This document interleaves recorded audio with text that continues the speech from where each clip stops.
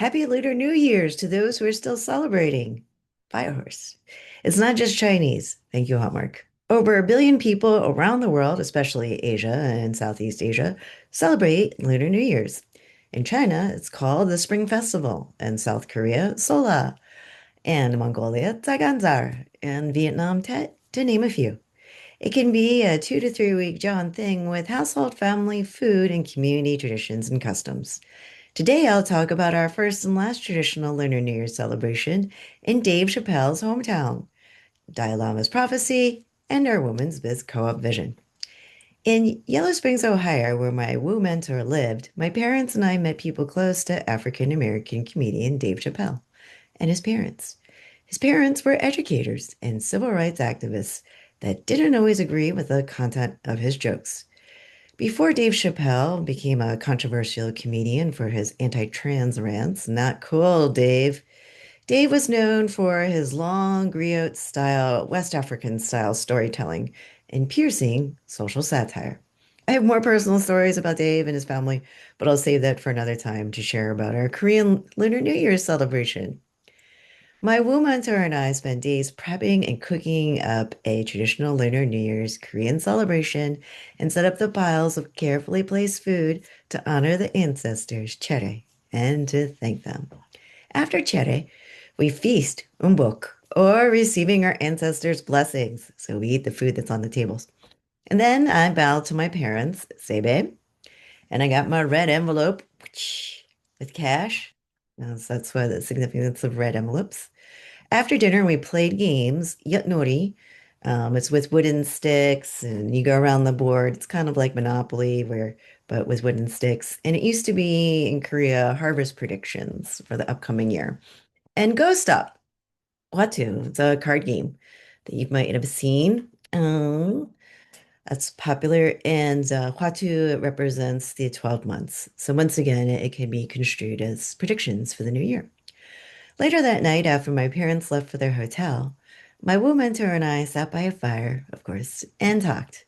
I just recovered from my 4 year disability and was able to walk, eat, and drive again. I was thankful to get out of the house. Whew, that's long 4 years. But I had no clue about what I was going to do with my life beyond our Lunar New Year's holiday trip. She handed me a Lunar New Year's gift. Here it is. A clear spinning crystal world globe with a golden base, and told me, someday you'll need this. This globe represented a series of visions about our Women's Biz Co-op as a transformative transitional centers, scooping up everyone before they became homeless or living in a shelter. What if people needed assistance that their family and friends couldn't help with? What if people who self-identify as LGBTQ or women, minority BIPOC, and adoptees that I know that are NC, not North Carolina, but no contact with their families, and don't have anyone to support them through life's transitions? Who can they turn to? I never told anyone about these visions because at the time I didn't believe that I could do it. And in that moment, I was seen, heard, felt, and loved. And we started to break down my walls. Well, much like earlier, Dave Chappelle, my mentor had a knack for bringing up topics. Topics, in quotes. She would gently bring up my stuff, at the time, weed sobriety and generational trauma recovery, that was blocking my vision. Before my disability, I was a teetering agnostic atheist, not quite sure what I believed in. During my illness, I had a few miraculous moments that left me speechless, and I didn't know who I could turn to process them. Oh, fortunately, I had her. We would also talk about spirituality, the world, and our collective future, including the Dalai Lama's prophecy, the famous one, that the Western woman will save the world.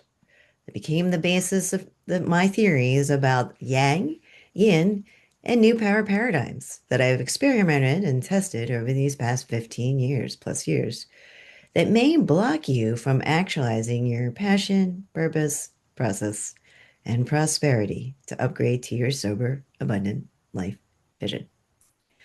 For more information about the energy of power and its forms, please join our Women's Biz Co-op community. and attend one of our free live events for your questions and real-time answers.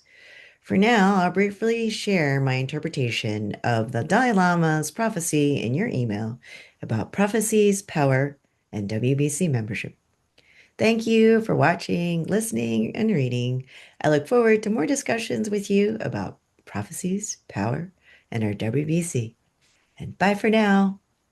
Happy Lunar New Year's.